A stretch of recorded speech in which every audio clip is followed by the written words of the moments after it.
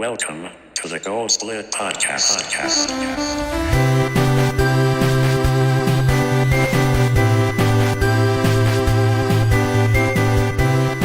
And welcome back to the Gold Split Podcast. I'm your host, CCNeverender, and I'm here with my boy, SquidBird. Yo, what's up? All right, we got our special guest today, CJitsallGewd. Dude, I'm big. special. Oh, big CJ. No, I'm good. All right, We're doing this late because I fell asleep. I'm outing myself. It's true. Yeah, only a 45-minute delay. I only delayed us by 30 minutes, and then it took 15 minutes for me to wake up. There you go. It's not bad. Yeah, no, I mean, people have to take time to be interesting. It's true. Gotta have some, gotta do some stuff. Gotta warm up. Get I ready. don't know about you. I just can't go to work in the morning if I'm not, if I don't gargle coffee and whatever. I don't know. I don't even like coffee. Yeah, I need my coffee. Do you? Yep. Dude, it stunts your growth. Rip. I don't know what it is. I never got into coffee. It just, yeah, I never really got around to it when I was a kid. And I kind of like the really sugary ones, where it's like, oh hey, give me a mocha latte frappuccino with like extra super sugar, and it's like, this isn't sustainable. I can't keep doing this. When I was a kid, my dad had a business next to a card shop. Okay, tried to be low key about what he did for a living, and ended up just saying what he did. He had a baseball card store, and it was next to a diner, and so he would just go there for breakfast, lunch, and dinner. He would go to this little diner, and because it was like next door, and I used to go to work with my dad when I was a little kid during the day, and I used to drink black coffee. Damn. Yeah, so didn't drink milk, didn't drink soda or juice. They gave me a cup of black coffee. Yeah, I only drink black coffee nowadays. If you learn to drink black coffee, your life becomes immediately easier. Yeah. I can understand that. Like, I went on a diet. It was the keto diet. I don't know if y'all are familiar with it, but basically no carbs, no sugar. Dude, Keto 22, shout out. Yeah, shout out to keto. He's a real mensch. I wanted to do keto, but someone told me that it wasn't good for you. And so, like most things, I listened to other people instead of doing what I want to do, and I didn't do it. It's good if you have like diabetes for sure, or if you're prone to diabetes. My name is Wilford Brimley, and I have diabetes. Yeah, those commercials. But yeah, it's my dad's on it right now. He swears by it. I've done it for a month, and I lost 30 pounds in a month. Jesus. But Really? but that was also not eating enough. So I starved myself while doing keto, and that's what happened. It was probably less than like 30, but it was near 30, like 28 or something like that. That's still pretty good. Yeah, but definitely not healthy considering I didn't eat a lot. I just kind of went super ham, and I mean, it worked. Like really quick results. The first week sucks. The second week it's fine, and you get to eat a bunch of good food. Like I would go to Wendy's, get a Baconator, no cheese. I'm sorry, not with cheese, but no bun. And So you get a meat stack. yeah, you get like 3 patties, bacon, and cheese. Are you off the pescatarian thing? I eat chicken now, but I don't eat beef or pork. We had a Baconator? Well, this was when I didn't do the pescatarian thing. Oh, okay. Yeah. I had a lot of success dieting. I basically was just like, all right, I have an 1,800 calorie a day limit, and that's if I do no exercise. So, I basically was like, you can eat anything you want if you can keep your daily caloric intake under 1,800 unless you exercise. So, I'm a 2 meal a day guy. Like I eat like lunch and dinner. Sometimes I just eat lunch. And so being like, all right, hey, you can still eat what you want. You just can't do this, and you have to quit drinking Diet Coke. And I've done that a few times. And the most successful version of that, I lost 60 pounds. The only issue that I run into with diets is I just get bored. I don't know. I need and this applies to most things, but I just need a constant carrot and stick. Otherwise, I just get bored and stop. That's fair. It's the same way I am with women. I believe it. All right. Man, this is going well. Oh, Yeah. fuck me. So this is a speedrunning podcast. So let's get into some speed news. We were talking about this earlier, CJ, but Bro, Jared? oh god, no thanks. Speedrunning ending careers. I heard speedrunning is what his ex-wife calls sex. But He found a G-spot skip. Sorry. Yeah. I believe it. Anyways, Punkay got really close to world record last night, and honestly, the entire SM64 leaderboard is getting pretty crazy. We have Ikori, who's a Japanese runner, recently got a 47, so that makes, I think, 5 people that have a 47 in SM64, which is huge, or maybe 6. No, it's 6. Paracusia also got a 120 star PB. Aki lowered the world record in 16 star to a 1504. Ouija got a PB. So a lot of things are happening. Oh, did Ouija PB finally? Yeah, he got a 1514, I believe. Didn't what's his name? Old boy. That dude that shared a room at GDQ with Dan. Proto Man? No, Liam Kings. Yes, didn't he PB recently? Yeah, Liam King's also got 141. So, and he's back to streaming 120 star. He was on a break for a while. And I think what some people might consider the most important news is Zaya got carpetless without save states. Oh yeah. So I have thoughts on the Zaya thing, and I have thoughts on the 70-star leaderboard. Go for it. First of all, there was a point in time where I felt like 70-star was so dead, right? And then Tago was the most interesting runner to watch, and I started following him because he streamed in the morning when I was at work, and it was just a good timing thing. Now I watch Liquid Wi-Fi. Shout out to Liquid Wi-Fi for being my favorite breakfast streamer. And also thank you for being Australian.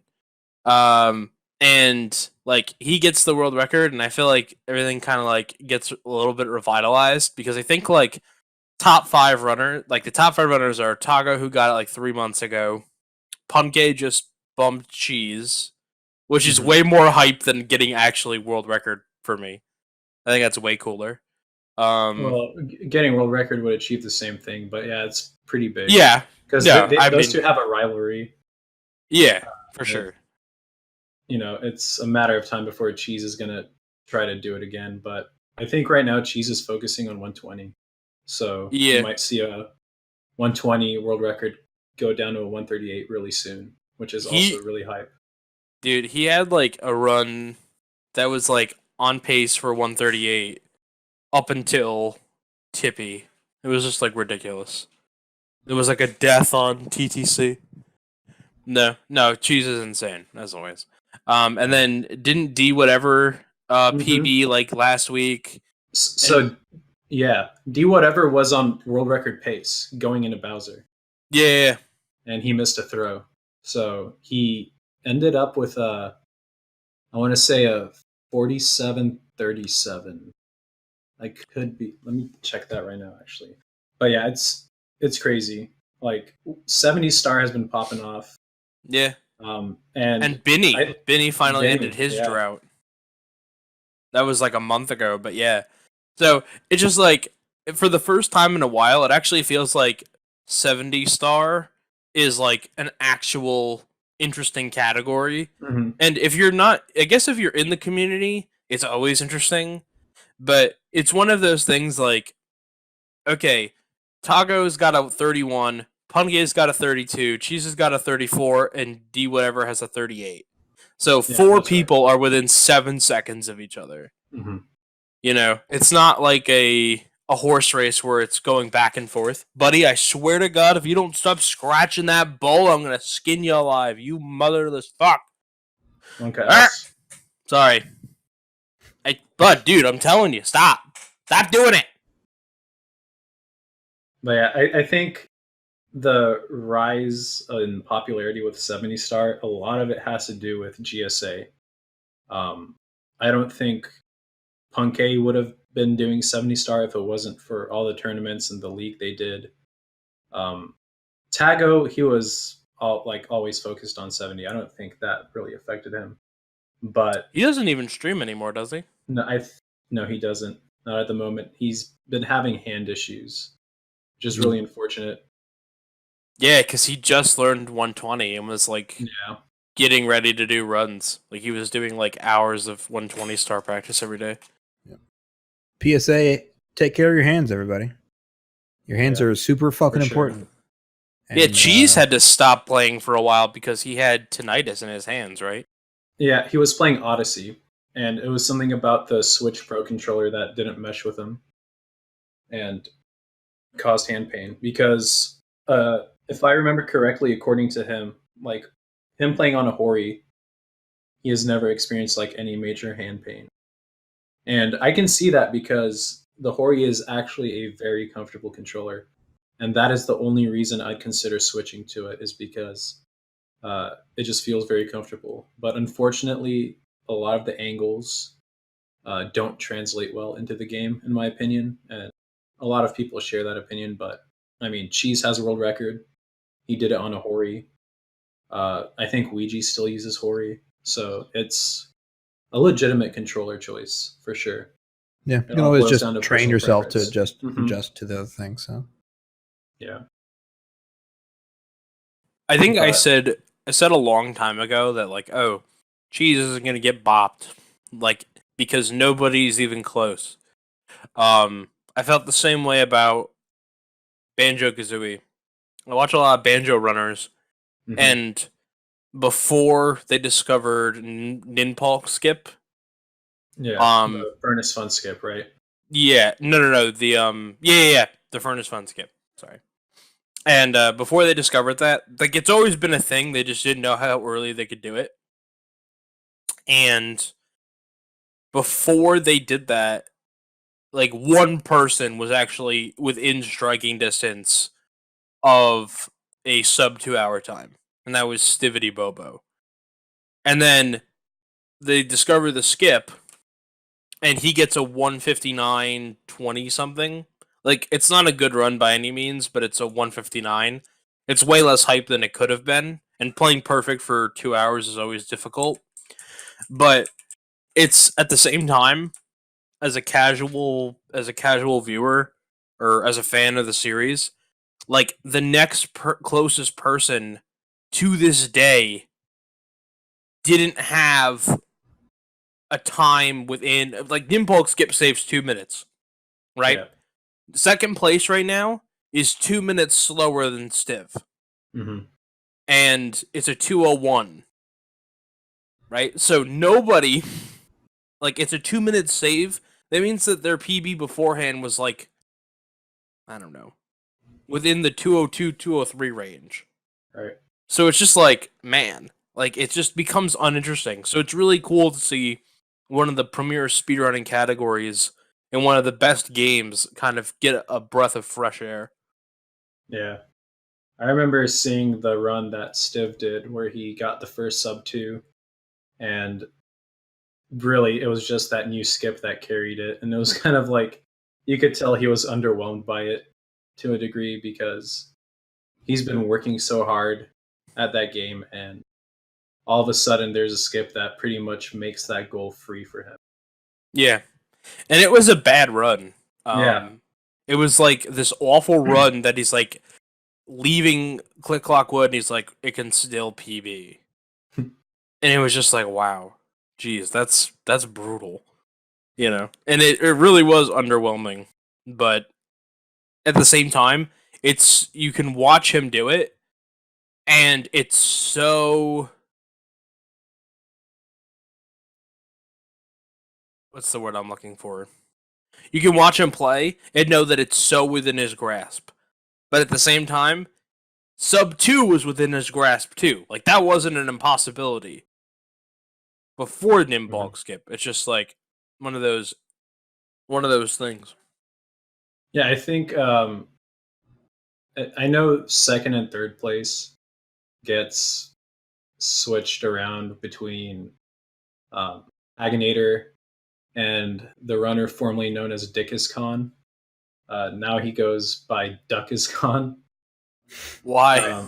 I think I think he had to change his name because it had the word dick in it. I don't know why. I don't know if that's true. But I did read, like, in chats, some people say that. So I don't know what like TOS rule he broke, if any, or if it was just like a sponsor thing. I don't know. Monka TOS. Yeah. What were you saying? There is a women's urinary incontinence doctor in my hometown, and his name is Dr. Dick Wood. That's pretty epic. Yeah. So right when you come off of the main drag, when you're coming off the highway, there's a billboard that says Dr. Dick Wood urinary incontinence. Like how there's a doctor, a specialist, specifically for urinary incontinence. Dude, he's specialized and he's got the racket on that shit. If your mother named you Dick Wood, I'm sure you'd have to find something. It was destiny. This is kind of a tangential, but my buddy Adam, he loves watching chiropractic videos on YouTube, and there's a chiropractor by the name of like Dr. Johnson, and one of the videos, like the title is like I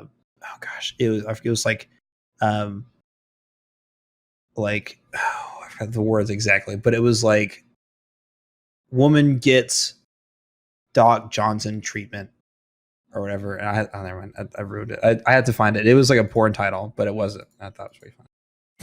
And now I feel stupid because I don't remember what it was called.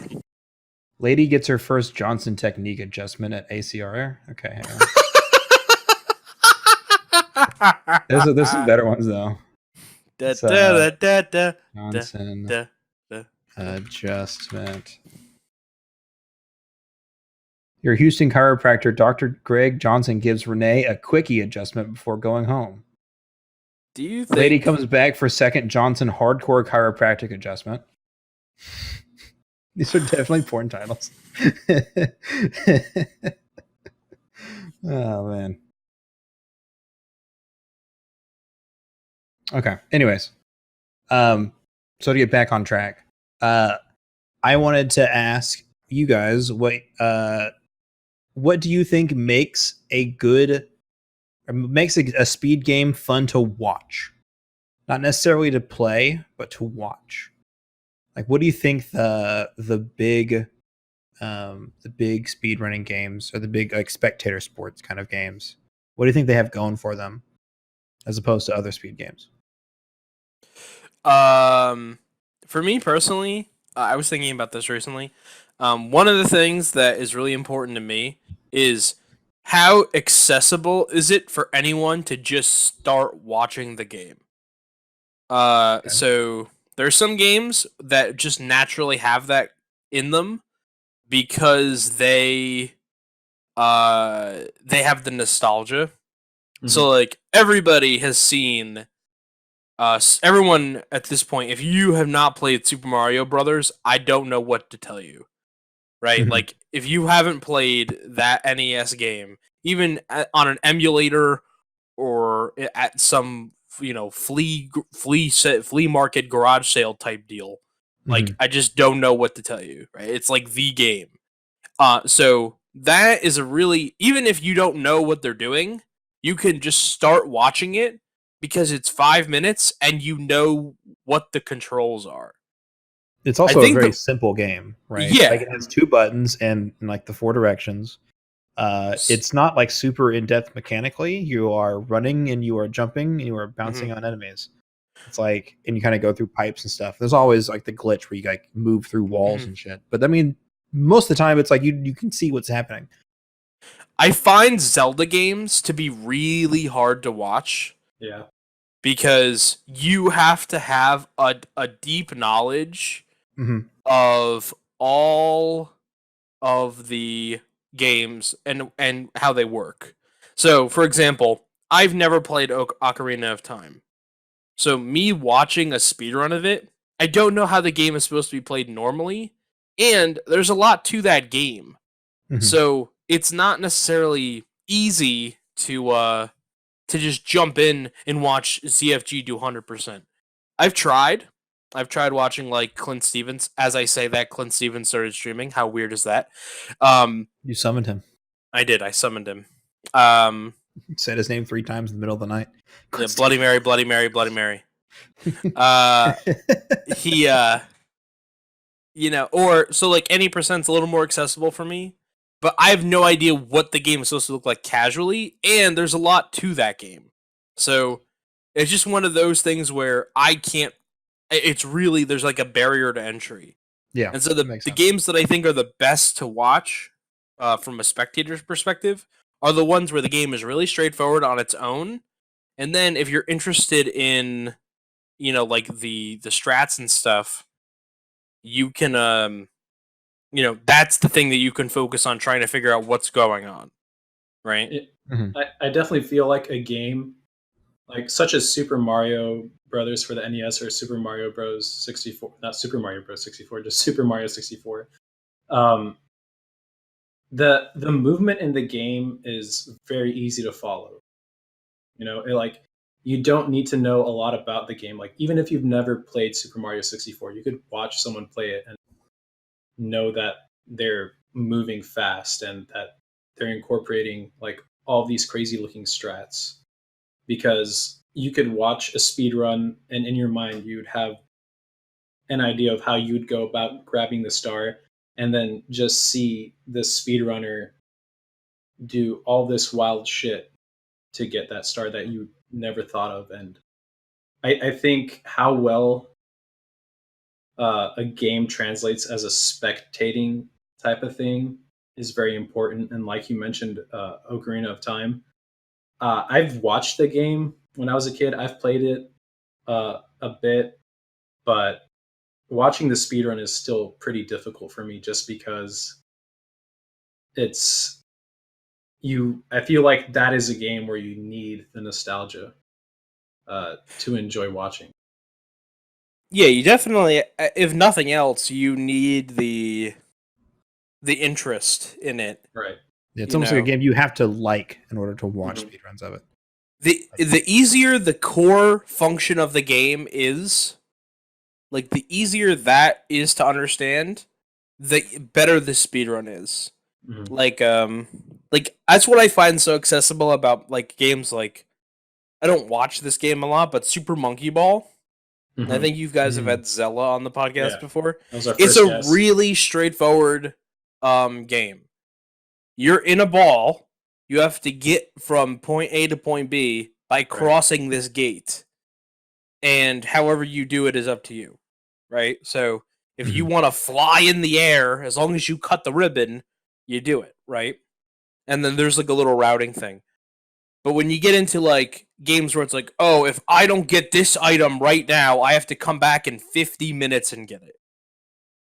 Like one of my favorite games to watch, which I don't necessarily think is a great spectator game, is Simpsons Hit and Run. It's one of my favorite games to watch because I played that game 100 times when I was a kid. Yeah. So I love it. There's a nostalgia there for me. But anyone that doesn't know that game, and yeah, it's kind of like just rip off GTA, so it's not like a completely foreign formula. But 100% is a lot of, why is he in the middle of this mission getting out of his car to get a card? Or like, oh, you know what I mean? Like there's a lot of like off the beaten path stuff. Or literally at the end of the run, there's 20 minutes of grinding for coins so you can afford everything. Because the game, there isn't enough coins in the game naturally to buy everything that you need to buy. I think that's an advantage that platformers have, is that they're generally very straightforward. Like you mentioned with the monkey ball thing, point A to point B, however you get there is, up to you. But I can think of one extreme platformer speed game, which is Donkey Kong 64. That game has so much shit in it. Well, that's a collectathon. Yeah, and it's a platform. Well, yeah, I guess it leans more towards collectathon than platformer. I'll say as far as like Banjo-Kazooie is like the perfect marriage of collectathon and platformer, and Donkey Kong Country is the worst compromise of the two. Yeah, Donkey Kong 64 is an abortion burrito. Like, it's just awful, dude. By the way, rip abortions in Alabama. R.I.P. Alabamians. R.I.P. But yeah, dude, like, it's I don't remember what I was saying. I'm too busy thinking about Alabama now. Donkey Kong 64 is an abortion burrito, is what you're Oh, yeah, yes. Like, that game, there's just too much there. Like, I don't even know. All I know is the ending ends in a boxing match. And I don't really even know why. Yeah, and it's one of those games that we rented when I was a kid at Blockbuster, but, like, we just couldn't figure out how to play it. Yeah, it's super complicated for a game like that. I tried playing it before when I was younger, and I just couldn't get into it. And I have a few friends who swear that game is amazing, and I just don't get it. Because I love Banjo-Kazooie, and it's made by the same team. It just doesn't make... Like, that game just doesn't make sense to me. Like, why it's popular at all to any degree, but people enjoy it, so... Yeah, I remember enjoying it when I was a kid, but I never beat it, and it definitely gets really convoluted. Like, I think I tried playing it again, not recently, but like as an adult, and I was like, man, there is just so much garbage in here. It's like, oh, hey, there's all these like bananas that you can't pick up unless you have to backtrack halfway across the map, go change to a different Kong, come back to this area, pick up 5 bananas for no reason other than to collect them. It's like, this is stupid. There's way too much. I think that I forget the YouTube channel. I think it's Snowman Gaming is the YouTube channel. He did a great video on it, and basically he's like, it's really bad. It's really bad design, because one of the main things that he points out in the video is, okay, this hallway has red bananas. Then, for a stretch in this hallway, there's blue bananas. So you go back, switch to the character that can only pick up blue bananas. Then at the end of the hallway, there's a switch that only Diddy Kong can hit, and he can't pick up blue bananas. So now you're going down that hallway again to go switch to Diddy Kong to hit the switch. And when you get to the other side, there's green bananas, which is another character. So exactly. it's like this is like going around your elbow to get to your wrist. Yeah, there's like too many moves just to like collect. You're wasting too much time like switching between characters to actually enjoy the game. The easiest way to fix that game is to let you switch characters with like the L and R button pressed at the same time. That's how you fix that game if you made that game today. But then I'd argue, why even bother having the different colored bananas? Yeah. If it's that simple. Right. Well, if you could only do one thing to fix it, then CJ's idea, I think, is probably the best idea. Yeah. It just lets you switch on the fly. But inherently, it's like, this is a bad idea because you're not designing levels around like this whole section is going to be for one Kong. It's like, hey, let's throw in a bunch of random garbage that every Kong has to come back here and do again. It's like, now you're just making it repetitive for the sake of repetitiveness, which isn't good design. And I'll say this about most of the in-depth, not colorful 3D platformers of the N64, the reason that I don't like them is because they're dark and blurry. I was saying that to CC about why I don't like Ocarina of Time and Majora's Mask is because they're dark, blurry garbage. I think you were talking about Tui. I don't remember you talking about it. Oh, Tui. But yeah, so Tui also fits in that example. And funny enough, so does Donkey Kong Country. It's just like, everything looks like it's happening at night in a bad horror movie. I actually enjoyed Tui. But whenever I play it again after, since I was a kid, it's not as enjoyable. I think that... go ahead. Sorry, go ahead. No, I was just going to say, I think that was kind of like leading Rare down that path that ultimately led to DK64 and just the sort of decline of that genre of game. So, Banjo-Kazooie is a great game. It's very straightforward.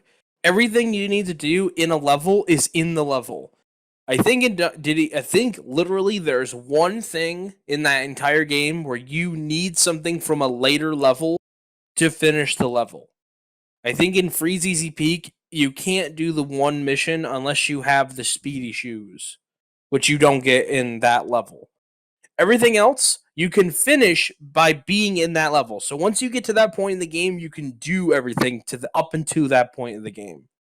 Right? The thing I hated about Tui is that, how many jickeys can I get with the moves that I've learned so far? 7 out of 9 or 10, however 10, many yeah. there were. So it's like, wait a minute, what? Like, why? And it's really aggravating because it's like, you end up spending time figuring out that you can't do something.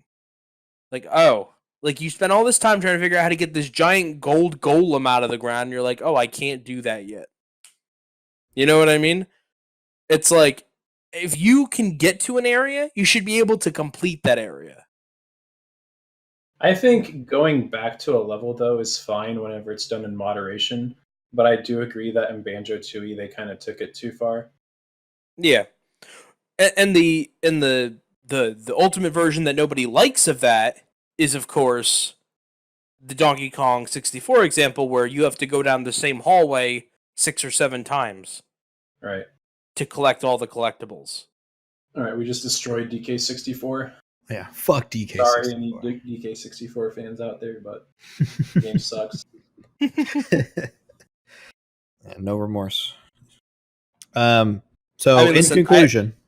conclusion, I was going to say, for games that are good spectator games or whatever. So I think you guys are right about having ease of access. Sort of like if the game itself is simple, makes it easy. Like with Celeste, it's a platformer. Mm-hmm. You can tell they're just moving and jumping and stuff. Like there's nothing. Like the movement itself is the core gameplay mechanic, and that's like what everyone can do, and that makes sense. But everyone's doing it really fast and really good. So can I cut you off for a second? Go ahead. About Celeste, a few people that I've talked to actually really don't enjoy watching that game. I bought it and I played it, and I thought it was all right. And sometimes I watch I watch it on stage or whatever, like a GDQ or GSA or whatever, and I think it's interesting. But in general, I don't like watching it just because I don't care about the game that much. Yeah, I've played the game; it's fun, but as a speedrun, it's very, very linear, and all you're doing is jumping and boosting. Yeah, which I think brings us to the second point, which is a lot of that I think is nostalgia. If you played a game and you loved that game, you almost always want to watch a speedrun of that game. Generally, I think that is one of the big reasons. So some of the biggest games in speedrunning are some of the biggest games like in history. Like SM64 and Ocarina of Time are like, I think 2 of the top like 5 biggest speed games ever, and I think those are some of the most like highest rated, best selling N64 games of the time. and so I think there's definitely a link to that. And the other thing I was going to say is I think the one other thing that makes speed games good watching things is that it has to have some inherent difficulty. Like if any Joe Schmo can pick up a controller and can pretty much do all the things that they're doing, then it's not really that fun to watch. I think one of the things that makes things really interesting to watch is you watch somebody be a master of their craft, which means that it has to have some sort of deep skill, or some difficulty to overcome. Because if you watch Punkay do SM64, you're like, oh man, he's 1 second off world record. Like you see him in TTC and you're like, oh man, this is really, really hard. Like this is super duper difficult. And so watching him overcome that makes it really fun to watch. Mm-hmm. And whereas like I've run like Command and Conquer and stuff, and in order to play it fast, we play on the easiest difficulty. And it's like that makes it not very fun to watch. It's hard to go fast regardless of whatever difficulty you're on, and you can go way faster on an easier difficulty, but it's also just makes it less inherently fun to watch, I think. Mm-hmm. So in conclusion, that's what I wanted to wrap up. Nice. And that kind of, sorry to not end this topic yet, but it's all good. Like we all run Pokemon CJ, it's all good. CJ, Indeed. It's all good. But we all run Pokemon Snap, and I feel like the main reason it's as big of a speed game as it is because of the nostalgia. Mm-hmm. Like, I'm pretty sure we've all had situations where we'd be running the game and a new viewer would pop in and be like, whoa, I used to play this game when I was a kid. They'd do that whole the spiel and, oh, I didn't know you could speedrun this. Isn't it an auto-scroller? Yeah, we get that a lot. And then you're like, well, it's more deep than you think. I don't get that with Snap, mostly because I don't like Snap. But I get that a lot with Mario Party. People were like, how the fuck do you speedrun Mario Party? It's like, well, I ask that question all the time. Whenever people ask me why I speedrun Mario Party, I say, I just like to speedrun games that you can't speedrun. And then people kind of get it. God. That was the first speed game that I did was Mario Party 3. And it was I know. It was a 5.5 hour run, and I did I streamed every day for 30 days. The first 30 days I streamed, and I went home from work and did a 5 to 6 hour run of Mario Party 3. So we had Danimal sounds on earlier, and Danimal sounds ruined my marriage. Fun fact. Damn. We might have to get into that. But his reasoning behind running Mario Party was just, that he enjoyed the games a lot. And that's why he wanted to speedrun them. Just gives him another chance to play a game. Right. It's not like he thinks the game is inherently a really good speed game. It's just something that he enjoys. And I think, that's, if you're the speedrunner, that's really important that you enjoy the speed game. Because then it makes it have a lot more personal value and a lot more satisfaction whenever you get a new time, a new PB. But as far as getting an audience from that's a different story. Yeah, but I think having a personal connection with the game does make the viewing experience better. If you see someone who's actually interested in what's going on and really cares about the game, the run itself, then that's way more interesting than someone who's just sort of blasé, like, oh, I'm just doing this because it makes me money or whatever. Yeah, having someone who's passionate play a speed game that wouldn't be considered a good one definitely increases the entertainment value in it, for sure. Yeah, I mean that's why I speedrun Mario Kart and Mario Party, because those are the games that I like to play. and it just gives me a chance to play them. I think Mario Kart 8 Deluxe, right? Definitely Mario Kart 64 is on my top 5 games of all time. If I had to make a Mount Rushmore. What would be the other 4? Number 1 is Simpsons Hit and Run. A, because I'm a really, really big Simpsons fan. And B, because I'm a really big fan of the game. They packed in so many cool references from basically the best years of The Simpsons. And so everywhere you look, there's even like stuff I didn't even know years and 2 would be Halo Wars. I've probably played that game. I mean, Steam says I've played that game 300 hours. I've probably put a couple thousand in on the console. Me and my friends played that game like every single day after school for like 5 years, and then we came back and did like month-long binges every year since. So I've played that game just a shit ton. And then 3 would be Mario Kart 64. Because why not? Mhm. And probably the 4th game, I'm gonna throw you guys a curveball.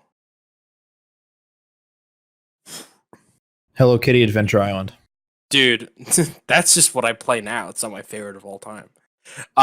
Definitely, man, it's either Star Wars Battlefront 2, the original one, Yeah. or Pokemon Ruby and Sapphire. Hell yeah, dude. Gen 3 all the way. Yeah, I am. I asked Santa for Ruby / Sapphire because I meant either or, and Santa gave me both. Oh hell yeah! That's epic. And I was confused, and then my mom said, well, maybe Santa was confused because you have really bad handwriting. Rubicifer. Oh, Yeah. boy. Ruby and Sapphire don't get as much love as I think they should. Like that's that generation of Pokemon is definitely my favorite.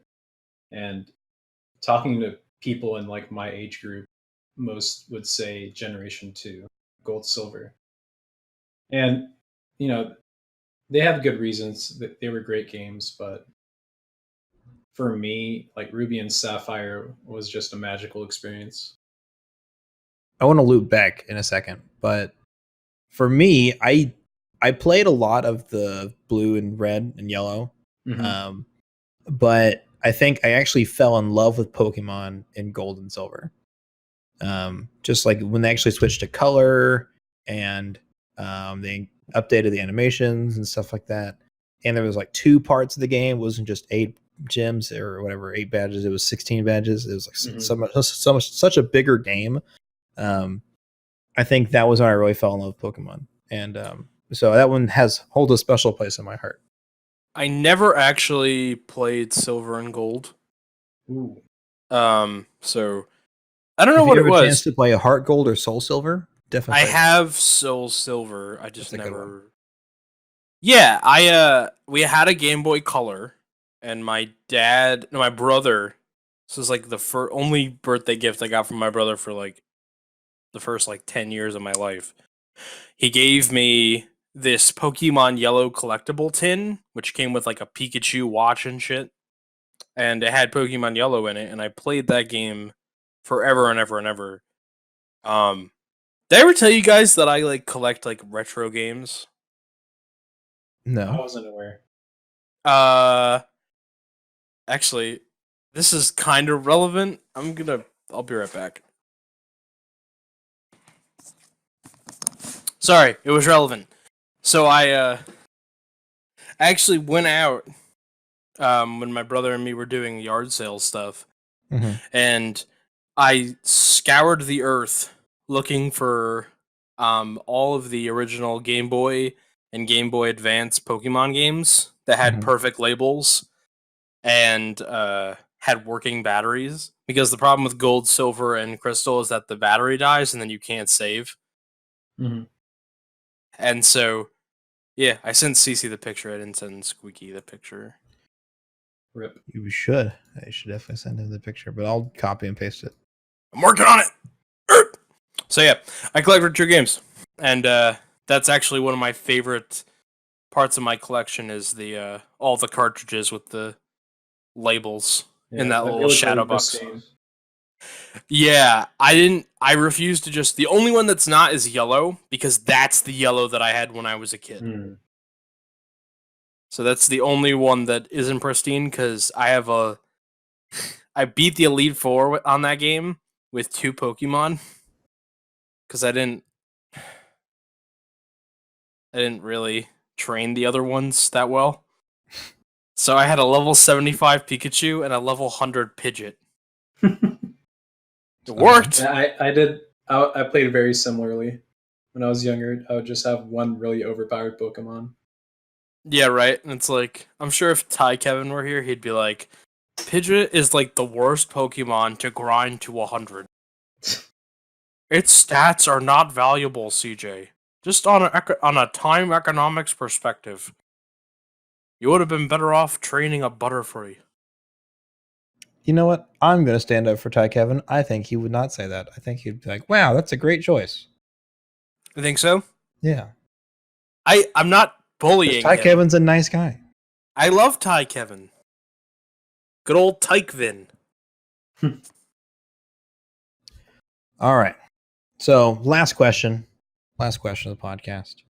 CJ, what's your deal? I'm neurotic. I'm the real life embodiment of George Costanza. I guess I have a story for it. So I guess this was last month. It takes place over the course of a few weeks, but so last month I'm at this bar, and there's this bar in my town.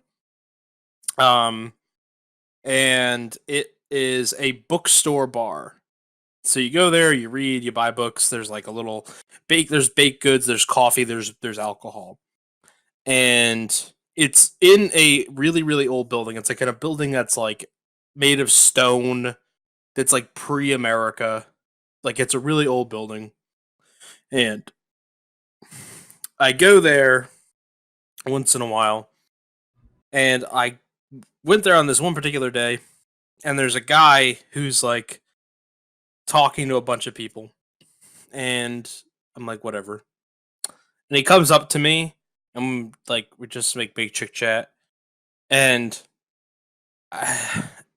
he's like, "Oh, what do you do?" I was like, "Oh, I'm in marketing." He goes, "Oh, very nice. Yes, I'm an author." I'm like, "Oh yeah, have you?" He looks like a homeless person. Like I'm like, oh, "Okay, this guy's an author, huh?" Ooh. Oh, he wrote his manifesto on toilet paper. So I'm like, all right, cool. Have you written anything that I would have read? And he goes, I don't know what you've read. So I don't know. What do you like to read?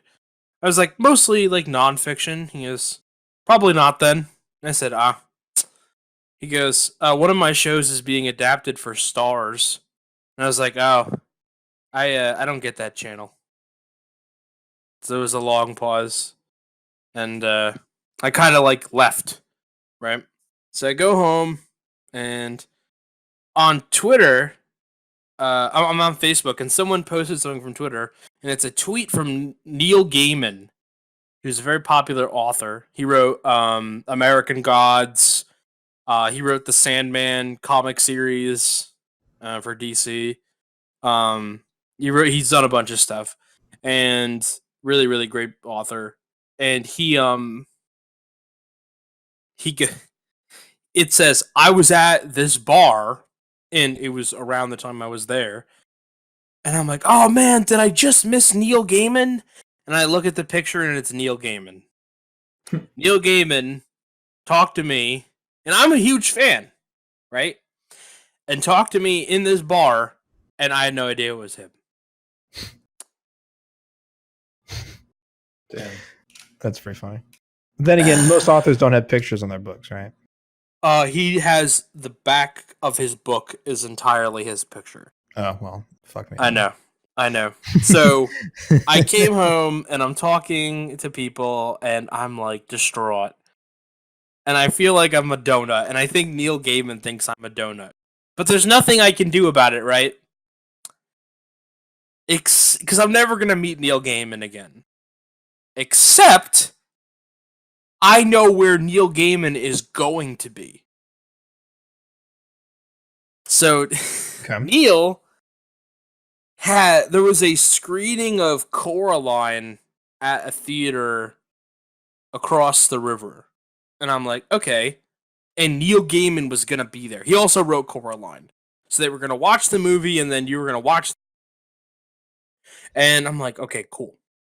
It was awesome. Like, I'm going to go to this event and then I'll apologize to Neil Gaiman and then he'll know I'm not a donut and whatever. And for those of you who don't know, a donut is a dummy or someone whose brain is comprised of fried dough. I got the reference. Or Yep. I understood. For the listeners at home. I actually needed that refresher. All right, There you go. Thank you, Squid. Thank you. So, the day of, I go over there, and I get to the theater, and the lady at the counter looks like I have 6 heads. And I'm like, what are you talking about? She goes, we're not doing anything with Neil Gaiman today. So I went to the wrong theater. So I go to the other theater, and they're like, yeah, it was a ticketed event, and we sold out. I'm like, fuck. So I'm like, I drove all the way over here, and I went to the wrong theater. I had to drive to this other theater. This is a real bummer. So I'm about to go home, and I see this door is propped open with a chair. A little bit of backstory. I'm actually terrified of Coraline. It actually really freaks me out.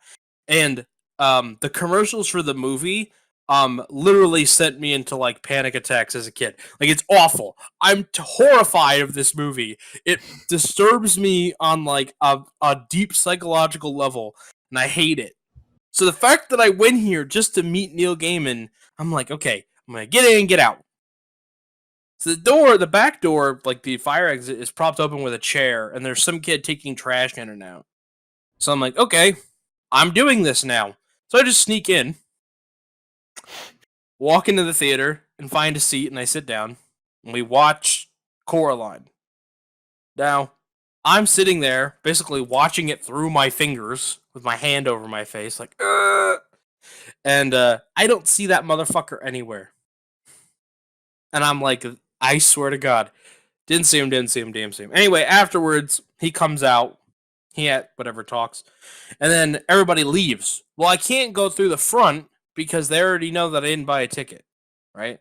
So I'm like, all right, I gotta sneak out the back. I sneak out the back, and he's sitting there on a chair. And just the way that I came in, I couldn't see him. So I could see the door and I could see that it was propped open. But there was a covered fence and I couldn't see the angle that I snuck in from. I couldn't see the fence. I couldn't see the chair on the other side of the fence. He was sitting there. He watched me walk into the theater. Right? So afterwards, I'm like, dude, this is my chance. So I go up to him and I'm like, hi, Mr. Gaiman. I don't know if you remember me. He goes, I'm sorry, I meet a lot of people. I'm like, how can I get him to remember me? I'm like, have you written anything that I would have read? And he's like, oh yeah, I kind of remember you. And so I'm like, listen, I just wanted to say that I'm a really big fan, and your work really, I love your work, and I felt bad because I didn't know who he was the first time. So he's like, oh, okay. Do you want me to sign something? And I'm like, no, I don't actually own any of your books. And then he's like, oh, do you want to take a picture? And I was like, thinking to myself, man, my hair is really messed up today. I was like, no. And he goes, did you come all the way here just to tell me that? And then he started laughing at me. So if I didn't do anything, he wouldn't think I'm a donut. But because I did all that, I'm a donut. He definitely thinks you're a donut. He forgot about me, and I reminded him of who I am. You went out of your way to make sure that he remembered you're a donut. So yeah, that's my deal. I snuck into a movie theater. It's a very Cue the CJ Seinfeld story. Music. What'd you say? Cue the Seinfeld music. Boom, boom, boom, boom, boom, boom, boom, boom.